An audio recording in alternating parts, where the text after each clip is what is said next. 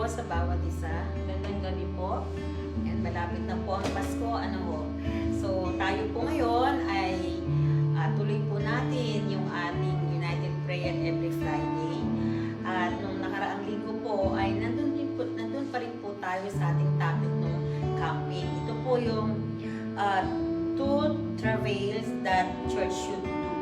So, yung dalawang travail na pwedeng gawin, na dapat gawin ng isang simbahan. At isa po doon sa tinapik ng ating mga kapastoran ay number 1, for people to be born again. Para ma-born again ang mga tao. Ano po ba yung travail? Yung travail po ay isang mabigat na pakiramdam dito sa loob po ng ating tiyan. Sabi niya po, paano ba ma-born again? Ang travail po ay isang prayer na ginagamitan po ito ng tongues, ng iba't ibang wika. At doon po papasok yung bigatin dito sa ating tiyan. Isa yung po inararamdaman. Isang panalangin na mabigat doon sa loob ng tiyan mo. Napakiramdam mo yung parang gustong or may gustong lumabas.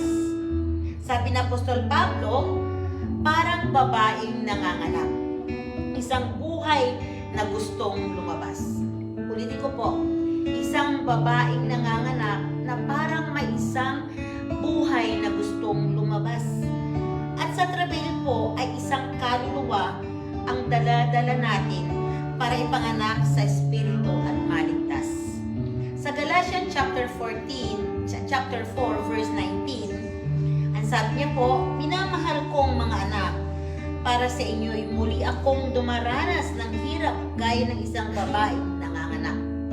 Hanggang hindi nabubuo sa inyo ang pagkatao ni Kristo, walang maliligtas o maboborn again kung walang nagtratrabil. So, ang sabi niya po doon, kailangan mabuo. Amen? Yung nandun sa loob para lumabas, itrabil. Amen po. So, ang trabil po ay dumadating. Bakit po? Kasi mahal mo or concern mo yung mga kaluluwa, yung mga tao. Ang susi po ng travail para maligtas, amen, at maborn again ang mga tao. Ipinagkatiwala po ng Lord sa atin yung pagtatrabail or pagli-labor. Amen po, kasi po ang travail isang labor po na parang isang babaeng nanganganak.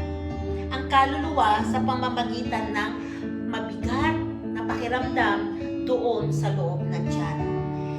At pag ito ay napanganak mo na, hindi po doon natitigil or natatapos. Sabi nga po sa pangalawa, para lumago ang mga na-born again mo. Amen po, ano pong gagawin natin pag naipanganak na? Kailangan pong tuloy-tuloy ang pag-pray sa kanila. Kailangan po na ang pagtatrabail mo ay hindi nahihinto ang prayer mo. Para yung mga bagong naipanganak ay aalagwaan mo katulad ng isang literal na baby. Aalagaan mo, ipag-pray mo, ipa-follow up mo, titiyakin mo ng kanilang kinakain. Ano pong kinakain ng isang bata? Sa literal, gatas. Pero ang isang na-born again na ang kinakain at minumuya niya, unang-una ay gatas, pangalawa ay yung karne dun sa salita ng Diyos. Turuan mo siyang magsimba, turuan siya na kumain at makinig ng salita ng Diyos. Hindi lang po natatapos ang pagtatrabil.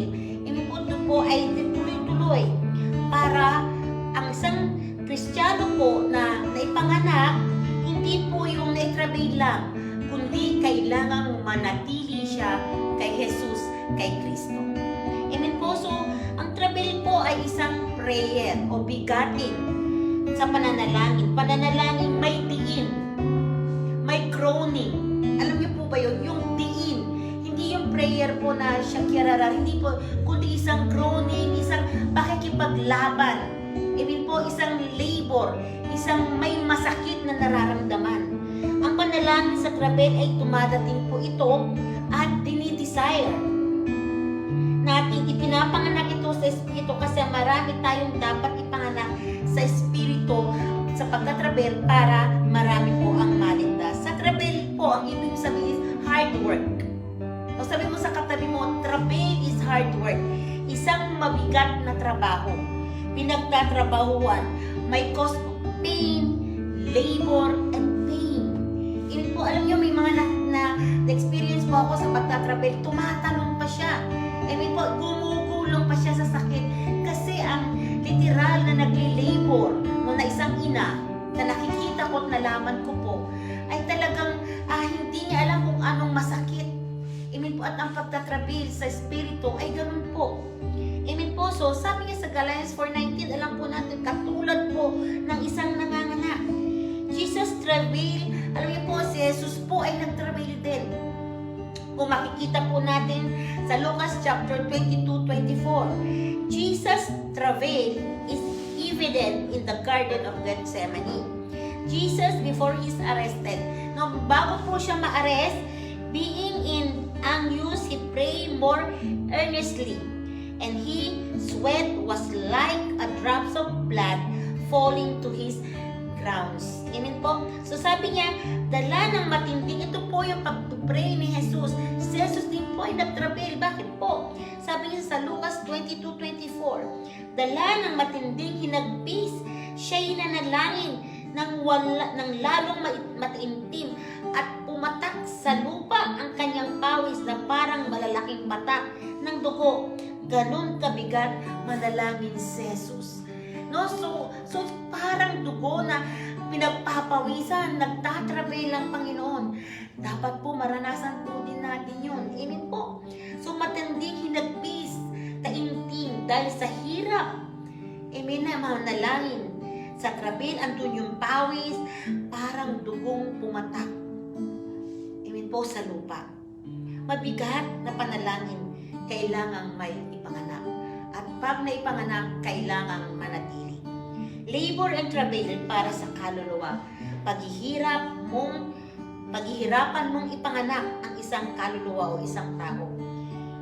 Ilang araw, ilang oras mong ipanganak ang kaluluwa.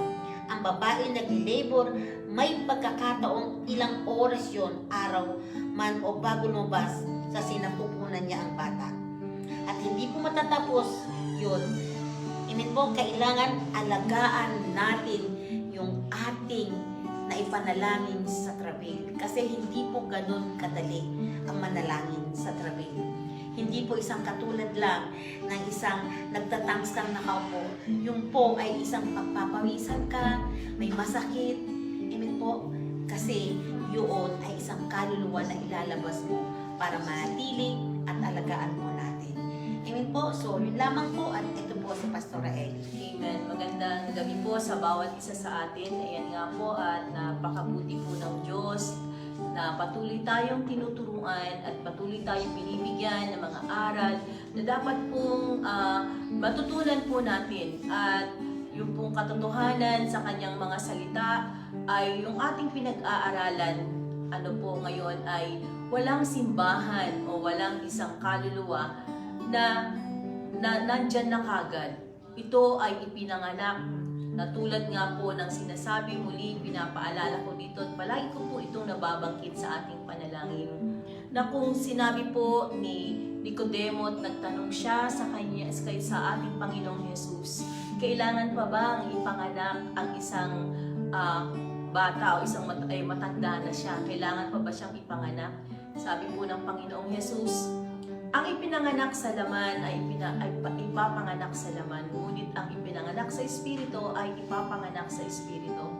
Kailangan po nating ipanganak sa Espiritu, katulad ng pisikal na sinasabi po rito ni Nicodemo sa John chapter 3. Ano po? Sinabi po niya rito sa John chapter 3, verse 3, sinabi ko sa inyo, maliban na ipanganak na muli ang isang tao, hindi siya paghaharian ng Diyos. So, paano ipapanganak na muli ang isang tao? Matanda na siya. Makakapasok pa ba siya sa tiyan ng kanyang ina para ipanganak uli? Tanong ni Nicodemo. Sinagot siya ng ating Panginoong Jesus at ito po ang kanyang sinabi. Maliban na ang tao ipanganak sa Espiritu, ipanganak sa tubig at sa Espiritu, hindi siya paghaharian ng Diyos. Ang ipinanganak sa laman ay laman. Ang ipinanganak sa Espiritu ay Espiritu. Sabi niya pong ganun dito, tulad ng pisikal na ginawa ng ating mga magulang, ang bawat isa ay inilabas tayo sa pisikal na tiyan. At sila'y nagdanas na sobrang hirap at halos ikamatay pa sa loob ng 9 months na sila'y inalagaan sa tiyan. O ako din po bilang isang nanay, inalagaan ko ang aking anak ng almost 9 months na inalagaan mo physically. Alam nyo, ang sabi ng Panginoong Jesus dito, kailangan din pong ipanganak sa Espiritu. Amen po. Kaya nga po mula doon sa pamamagitan ng banal na Espiritu, kailangan merong tayong panganganak na tulad ng sinasabi nga po natin dito, paulit-ulit natin inaalala sa Galatians chapter 4:19, na tulad ng pisikal na nanay na nanganak na nasaktan, nagkaroon ng labor, sa labor na yon nagkaroon ng matinding sakit na naranasan. At ganoon din po sa espiritual. Dito po nanggagaling doon sa ating tiyan na spiritually, sabi niya sa espiritu, sabi niya ganoon dito ng ating Panginoong Jesus ay kailangan ipanganak. Ang ipinanganak sa espiritu ay espiritu. Bakit po? Dahil mula doon sa hardin ng Eden kay Eva at Adan, ay nawalang espiritu ng Diyos sa atin. Kaya kinakailangan maibalik ang espiritu ng Diyos sa atin at sa pamamagitan ng ating Panginoong Hesukristo. At ngayon wala na ang Panginoong Hesukristo. Siya po ay nasa langit na. Tayo po sa Ezekiel chapter 22 verse 30. Basahin ko po sa inyo. Ang Panginoong, ang sabi niya po rito, ang Panginoon ay naghahanap ng isang mamamagitan. Amen po. I look for someone among them who would build up the wall and stand before me in the gap in behalf of the land, so I would not have to destroy it. But I found no one. Amen po. Nawa po, tayo ang gagamitin ng Diyos, na tayo ang mamamagitan sa prayer, sa 9 kinds of prayer, yung tinatawag pong intercessory prayer. Kailangan po nating ibigay natin ang oras natin. Tayo po ang iniwanan ng Panginoon sa mga kaluluwa na aabutin natin. At sa isang simbahan, walang simbahan na naitayo na hindi na ipanganak sa panalangin. Walang kaluluwa na hindi na ipanganak sa panalangin. Tulad ng sinabi ng Panginoong Yesus, kailangan itong ipanganak sa Espiritu. Amen po. Kaya hindi po tayo magtataka, kung bakit wala pang naboborn again, bakit kakaunti ang laman ng simbahan. Maaaring ito ay kulang sa panganganak. Amen po. Pero kung ito ay mayroong panganganak, may makikita kang bunga o may makikita kang resulta ng kaluluwa dahil ipinanganak mo to sa Espiritu. Amen po. At alam niyo po, meron ako isang kwento sa inyo. Minsan may dalawang magkaibigan. At yung kaibigan niya ay nagluluto lang, no? Nagluluto lang po siya ng spaghetti at may naramdaman siya, nagpe-prepare siya sa bahay nila. Alam niyo po, may naramdaman siya. Kinausap siya ng Panginoon na kailangan niyang ihinto yung kanyang ginagawa at kailangan siyang manalangin. At alam niyo po ang nangyari, sa kabila nun, hininto niya yung kanyang ginagawa. At dumating po yung time nung huminto na siya at nanalangin, dumating na po yung travail, yung pananakit ng kanyang tiyan sa kanyang pagpipray. Yung po palang nakausap niya yung kanyang kaibigan, yung po palang kaibigan niya ay depressed na at kailangan niya ng kaligtasan. Amen po. At nung pong nakausap niya, mga kapatid, sabi niya, that time, depressed ako, that time na sinasabi mo sa akin na nanalangin ka, sabi niya, that time kailangan ko ng tulong. Amen po. So mga kapatid, tulad ng pinag-aaralan natin, ang nagagawa na dapat na gawin sa loob ng simbahan ng travail ay nakakapag-born again, nakakaligtas ng kaluluwa, nakakaligtas para sa mga tao. Amen po. At kung hindi po natin gagawin ito at kung hindi tayo magiging sensitibo at tulad po ng sinabi ni Ezekiel na sinabi ng Panginoon na kung hindi ikaw ang mamamagitan, kung hindi mo ipapagamit ang sarili mo, ang time mo, ang effort mo, amen po, para maipanganak ang mga kaluluwang yan, maaring maraming pupunta sa impyerno at hindi po sisingilin sa iba, kundi sa'yo sisingilin ang mga dapat na sa'yo nagmula na ipanganak ito. Mga kapatid, maraming namamatay, amen po, physically, kung hindi ito naalagaan, kung hindi ito nailabas ng maayos ang bata physically, maraming namamatay. Maaring hindi tama yung pagkakabuntis, hindi tama yung pagpapanganak, maraming namamatay. Ganon din po sa physical na pagpanganganak natin. Kung hindi natin ito tapusin, kung tayo ay tinawag, kung hindi natin ito maranasan na after pain, struggle, after lahat ng mga klase ng sakit, pag hininto mo sa kalagitnaan, maaring mamatay at hindi ito ma-born again. Amen po. Alam niyo po, sa loob ng aking pagpapastor, ang bunga ng lahat ng kaluluwa ay sa panalangin. Kaya po kung minsan tayo po ay nagso-soul win, huwag po kayong malungkot kung minsan parang malungkot po tayo kung minsan dahil hindi po natin nararanasan natin na hindi nila tanggapin ang ating inaalok na kaligtasan. Amen po. Alam niyo po kung bakit? Dahil kulang pa ito sa panalangin at may time naman na iyon ay tanggap na tanggap. Ibig sabihin na ipanganak mo na ito sa panalangin. Kaya nga po ang travail ay panganganak. Ang travail ay may bunga ng panganganak. Ang travail ay kaluluwa. Ang travail ay isang paghahandog sa Panginoon. At kung hindi tayo magiging sensitibo at kung hindi tayo magiging sensitibo sa tawag sa tinig ng Diyos kung kailan yung tamang panganganak, yung tamang paglilibor, yung tamang paglabas ng kaluluwa, kung hindi po tayo magiging sensitive doon, maraming mga kaluluwang mamamatay, meaning mapupunta sa impyerno. Kaya nga po, napakaganda po ng topic natin, ano po, at sabi niya pong ganun, dito po sa Rema, dito po sa Rema sa simbahan natin, manampalataya po tayo. Once na ngayon ngayon po na pag-usapan natin ano po at lalong na idiin natin ang patungkol sa travail, mga kapatid, manampalataya po tayo. After this, kung gagawin po natin ang bawat simbahan na mga walang laman na kaluluwa, mangyayari mapupuno ang mga kaluluwang yan kasi ginawa natin ang manganak. Pag tayo'y nanganak, may bunga. Kaya mga kapatid, patuloy lang po tayo sa pananalangin at revival ang bunga ng pagtatrabil. Amen po. Revival sa kaluluwa, revival sa pangangailangan po natin. Isa pang kwento, minsan yung isang kaibigan ko, siya ay bagabag at sobrang bagabag at kinakailangan niyang manalangin.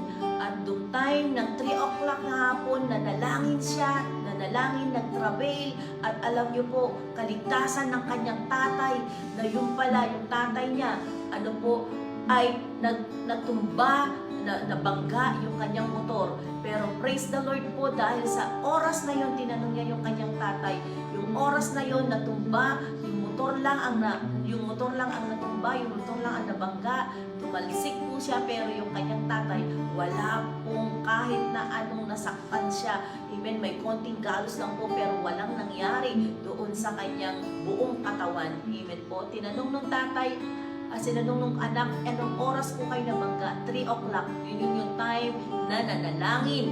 Amen po, yun yung time na dumating yung travail. Kaya nga mga kapatid, tama po, ang travail ay kailangan natin gawin.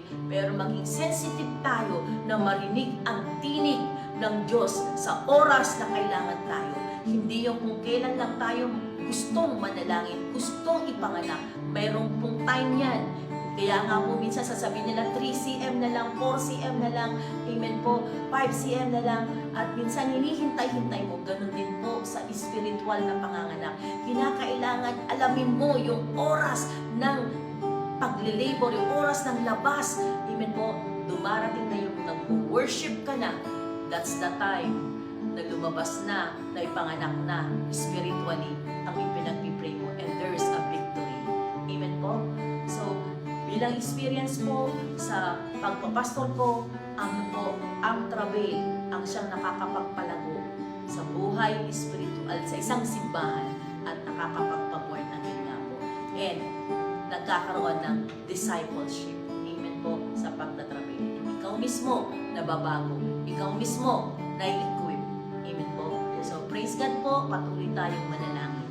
At ngayon, samahan niyo po kami sa ating pagpupuri sa ating Panginoon. Hallelujah. Thank you, Jesus. Thank you, Lord. Hallelujah. Give you praise and glory. Jesus, kay buti mo.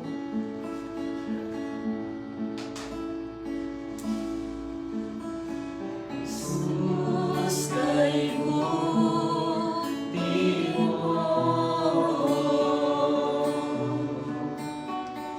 Jesus, kay buti mo.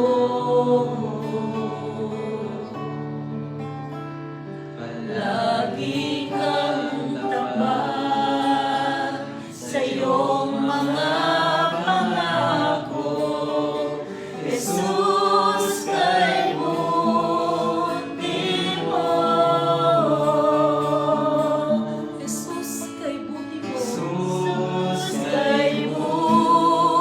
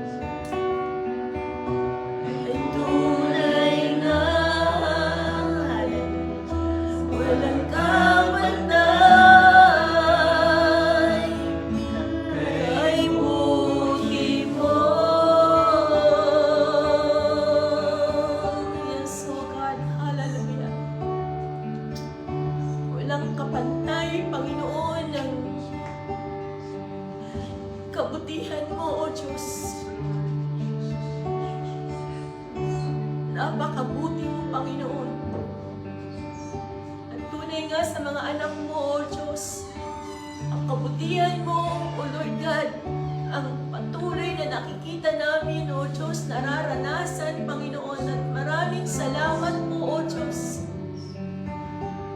Kami sa Rema Evangelistic International, Lord, sama-sama nananalangin ngayon sa pangalan po ng iyong anak na si Jesus. Panginoon, lumalapit po kami. Tinataas po namin sa iyo, O Diyos, ang bansang Pilipinas.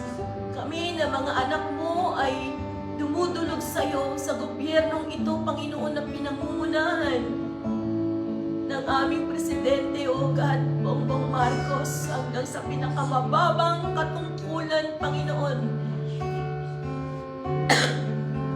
Panginoon, sa pangalan po ng iyong anak na si Jesus,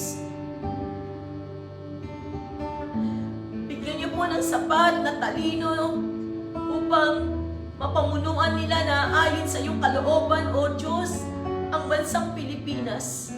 Bigyan niyo po sila ng patuloy na conviction, O God, na yung mga desisyon nila ay tunay nga na mayroong katapatan, Panginoon.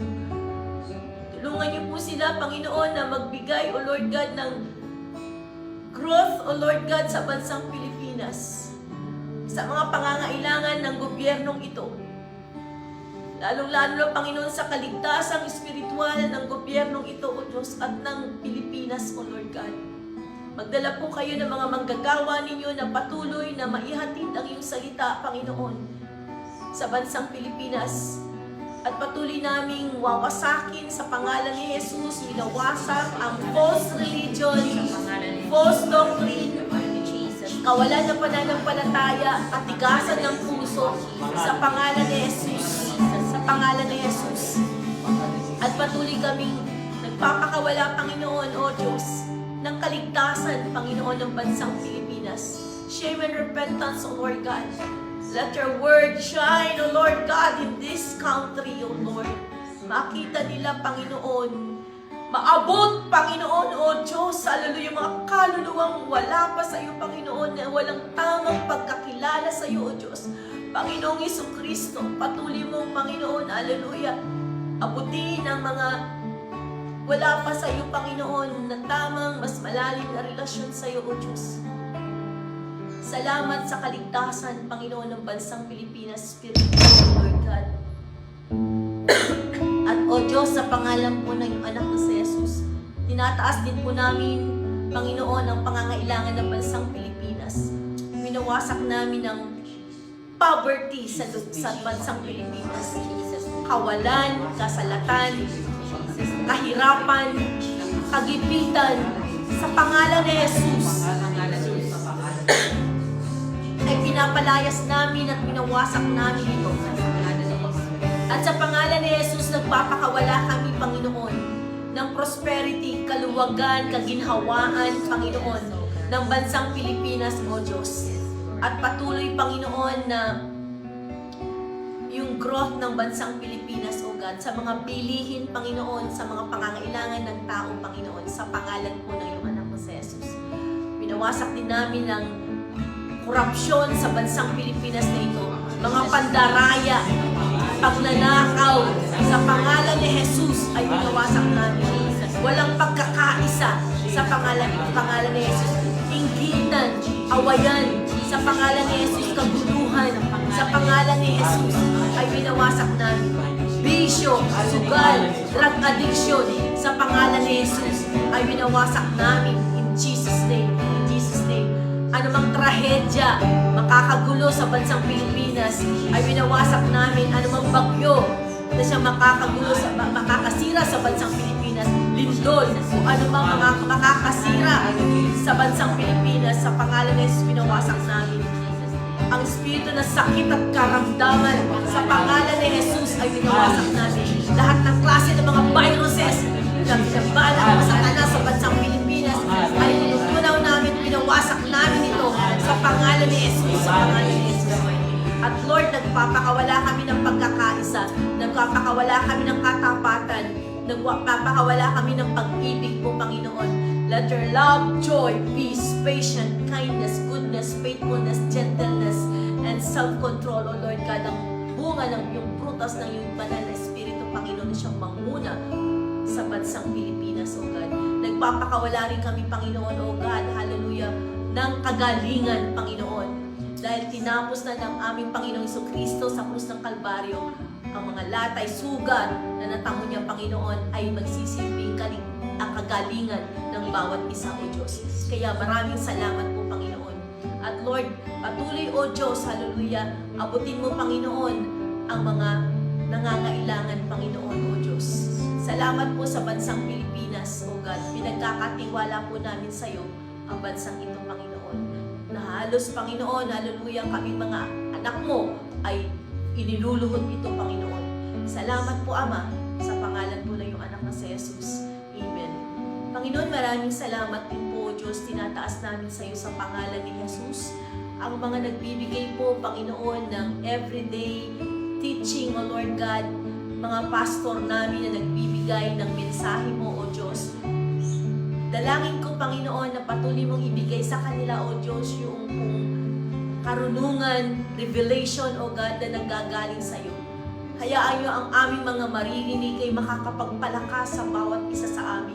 Makaka-equip, Panginoon, sa spiritual namin, O God.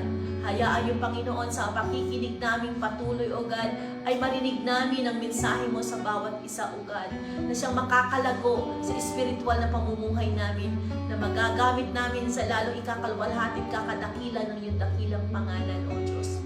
At maraming salamat po, Panginoon. I-bless niyo po sila, Panginoon, sa kanilang ministeryo at sa kanilang personal na pamumuhay at sa kanilang buong pamilya. Salamat po, Panginoon, sa everyday Bible study dito sa Rema Philippines. Bless mo po ito, Ama, sa pangalan ni Jesus. Lord, tinataas din po namin, Panginoon, O Diyos, ang mga under construction na mga simbahan po namin. O God, yung mga naisin mo pa, Panginoon, na simbahan na nais namin abutin. Na Lord, tulad nga, Panginoon, sa aming pagsunod sa iyong binigay na vision, O God, sa aming senior pastor ng 1,000 churches, O God. Lord, hallelujah, gagawin po namin itong sundin, Panginoon, na makapag-open ng lahat ng mga simbahan kung saan mo tinalaga ang simbahan ito, O God. Lord, dalangin namin ang mga members, O Lord God, na tunay nga, O God, hallelujah, sa pang-araw-araw na panganganak namin sa panalangin, sa travail, O Lord God. Lord, hallelujah, maipapanganak ang maraming simbahan, Panginoon, at maraming kaluluwa pa, O Diyos, hanggang sa muli mong pagdating, Panginoon, O God. At ang bawat isa ay magbigay mo ng burden, O God, sa mga simbahan na yan, sa mga under construction na yan, O God, na simbahan pa na aming bubuksan. Ikaw ang nagbubukas, ikaw din po, Panginoon, na nagsasara, ikaw din ang nagpapala, O God. Kaya tinataas po namin ito sa iyo, Ama, sa pangalan ni Jesus. Gayon din po, God, ang aming mga kapatiran na nasa abroad, Panginoon. Lord, ingatan mo po sila at extend ang iyong salita, Panginoon, saan ba sila dako maparoon, Panginoon. Ikaw ang maihayag, ikaw ang makita sa buhay nila. At ingatan mo rin po ang kanilang pamilya, O God, na naiwanan dito sa Pilipinas at gayon din po sila doon, O God. Salamat po, Ama, sa pangalan ni Jesus. And as a prayer request, O God, ng mga kapatiran po, Panginoon, na nakasulat sa kanilang mga papel, babanggitin ng kanilang mga bibig na mga prayer request, Lord. Sama-sama kami dito, Panginoon, sa Rema, inaangkin ang kasagutan ng mga prayer request na yan. Dahil mga pangako mo sa amin, O God, Father God, na tinutugon mo mga anak mo, Panginoon, na nananampalataya, O Diyos, hallelujah, sa iyo, O God, na kung ano man aming ipanalangin, manalig kami na natanggap na namin iyon at matatanggap nga namin, O Diyos, sa pangalan po ng iyong anak na si Jesus. At Lord, gayon din po ang aming Senior Pastor Boy, O God, as we requested lahat, Panginoon, dito sa Rema. Thank you, Father God, for the good health, Lord, ng aming Senior Pastor. Panginoon, salamat patuloy sa kalusugan at kumpletong kagalingan, kalakasan sa kanyang pisikal na katawan. Salamat po, Panginoon, pinupuri ka po namin at pinasasalamatan. Ito pong aming samot dalangin sa pangalan ni Jesus. Amen. Yes, Lord. Salamat, Panginoon, sa gabi ito. Lord, ikaw ang siyang manguna sa bawat isa sa amin. Open, Lord, yung aming mga puso, O God. Nakikita mo, Panginoon, yung aming isip, yung aming mga puso. Dalangin ko, Panginoon, ang aming Senior Pastor. Salamat sa patuloy na pag-iingat mo sa kanya. Saan man lang, Lord, siya pumunta, Panginoon. Ikaw ang siyang pag-ingat. Ang kalakasan na bumula sa iyo. Ganun din po ang kanyang mga mahal sa buhay. Patuloy, Lord, na ikaw ang mag-ingat, Panginoon, sa bawat aspeto ng buhay nila. Ganun din po, Lord, tinatas namin ang leadership Lord, hayaan mo, Panginoon, na patuloy kami, Panginoon, patuloy ang aming mga leaders. Bigay mo yung katalinuhang nanggagaling sa iyo. Burden, Panginoon, O God, sa tungkuling pinagkatiwala mo, Panginoon, sa aming mga leaders. Lord, ang focus, Panginoon, ang love, Panginoon, sa ministeryo pinagkatiwala mo. Lord, buuin mo kami ng iyong pag-ibig, Panginoon. Lord, ibigay mo sa amin yung aming pagiging mababa, Panginoon, O God, sa mga leaders, O God. Bigay mo, Panginoon, yung mga vision mo, O God, sa bawat leaders, O God, upang matupad ang mga mission na ibinigay mo sa bawat leaders, O God. Lord, nakikita mo yung sitwasyon ng bawat leaders namin ngayon. Lord, abutin mo ang lahat ng kanilang mga pangangailangan. Sagutin mo ang lahat ng kanilang mga tanong, Panginoon. Lord, buuin mo kami ng iyong pag-ibig, Panginoon. Bigay mo sa amin, Lord, sa mga leaders, O God, yung pag-ibig na nagmumula sa iyo, Panginoon. Upang, Lord, yung mga subordinate yung nasa baba, O God, maramdaman nila, Panginoon, O God, ang concern and love, Panginoon, ng aming mga leaders. Lord, ingatan mo sa lahat ang aspeto ng kanilang buhay, Panginoon. Lord, palakasin mo pag sila'y mahina, Panginoon. Lord, nakikita mo yung mga pisikal na pangangailangan nila, O God. Ikaw ang siyang umabot nito, O God. Higit sa lahat, Panginoon, ang kanilang mga espiritual, O God. Lord, salamat sa patuloy mo, O God, bakit na binigay ng mga vision, Panginoon, Lord, sa mga leaders namin. At sa mga burden, Panginoon, sa ministeryong pinagkatiwala. Lord, din po, Lord, tinataas namin ang aming mga kapastoran, ang mga workers, O God. Lord, ang mga miyembro, Panginoon, ng aming simbahan, Panginoon. Dalangin namin, O God, na tugunin mo ang mga bawat pangangailangan nila. Lord, ikaw, Panginoon, ang patuloy, Panginoon, na magbigay ng kalakasan sa kanila. Lord, yung puso, Lord, na patuloy mong himukin, Lord, hupugin, Panginoon, ang bawat miyembro, Panginoon, ang bawat workers, ang bawat pastor, Panginoon. Lord, yung burden sa kaluluwa, Panginoon, O God. Yung ministry, Lord, yung focus, Panginoon. Lord, ingatan mo ang aming mga pastor, saan man sila naroon, Lord. Saan mang ministeryo mo sila inilagay, Panginoon. Lagi mo ipapaalala, Lord, na kahit kailan, Lord. Sabi mo sa Joshua 1:9, Lord, saan man kami tumako, Panginoon, kahit kailan, Lord, hindi mo kami pababayaan, Panginoon. Lord, yung mga kapastoran na yan, Panginoon, ang mga workers na yan, Lord, nakikita mo yung buhay nila. Nakikita mo yung puso nila, Panginoon. Lord, tukunin mo, Panginoon. Hawakan mo kanilang mga buhay, Panginoon. Lord, yung puso nila, Lord. Alamin mo, Lord, pag sila'y nalulungkot, kung sila'y nahihirapan, Lord, ikaw yung tungkod nila, Panginoon. Patuloy mo, Lord, na ipaalala sa kanila, Panginoon. The highest calling, Lord, ay ang maglingkod sa iyo, Panginoon. Ganun din po, Lord, yung mga workers namin, Panginoon, na full-timer na iniwan ang kanilang buong pamilya. Panginoon, magpakilala ka sa kanila, Lord, sa mga naiwan nila, O God. Ingat ang mga mahal nila sa buhay, Panginoon. Lord, yung mga pangangailangan nila, laban sa kasagutan iyan, O God. Ganun din po sa bawat miyembro, bawat church, Lord, ng aming simbahan, ng Rema. Nakita mo yung pangangailangan. Nakita mo, Panginoon, O God, yung bawat miyembro, Lord, yung mga ministry nila, Panginoon, pagpalain mo lahat ng mabakan ng kanilang mga kamay, Panginoon. Lord, salamat sa patuloy na pagbibigay mo, Panginoon, O God, ng pangarap sa bawat simbahan namin, Lord. Salamat sa pangarap na maraming kaluluwa, Lord, ang maligtas, Panginoon. Salamat sa mga pangarap na yan, Lord. Salamat sa mga luha, Lord, na dinidiligan nila, Panginoon, sa kanilang bawat simbahan, O God. Lord, salamat, gamitin mo ang bawat miyembro, O God, ng simbahan, O God, sa mga kaluluwa, Panginoon.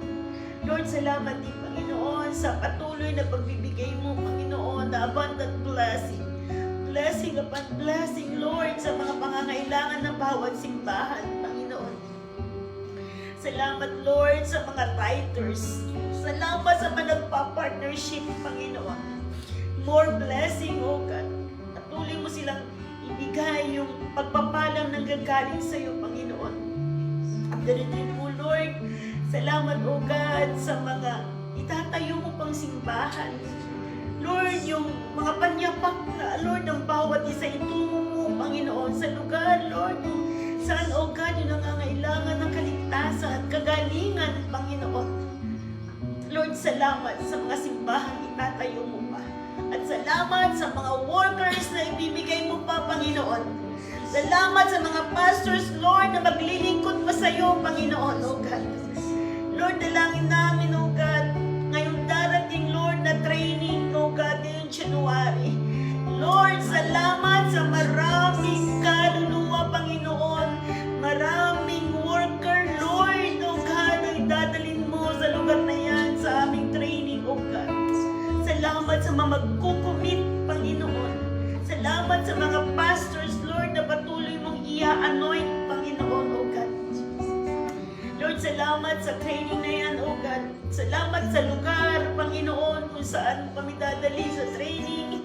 Salamat din po, Panginoon, O God, sa mga gagamitin financially, Panginoon, O God, sa aming training, O God. Salamat, Panginoon. Salamat, Lord. Convict mo ang bawat isa, Panginoon. Salamat din, O God, ngayong December sa mga activities namin, O God. Ikaw ang magbigay ng pagpapala, Panginoon, sa bawat isa, O God. Salamat, Lord. Patuloy mo kami, Panginoon, O God. Lord, nabuuin, Panginoon, O God, ng iyong pag-ibig mo kami ng iyong love, Panginoon, and burden, Panginoon. Lord, dinala mo kami sa simbahan nito para sa kaluluwa, Panginoon, sa kaligtasan, Panginoon. Maraming salamat, Ama. Ito po ang aming samot dalangin sa pangalan ni Jesus. Amen. Hallelujah. Papuri sa ating Panginoon. Hallelujah. Purihin ka, Panginoon. Puri mo aming Diyos Ama.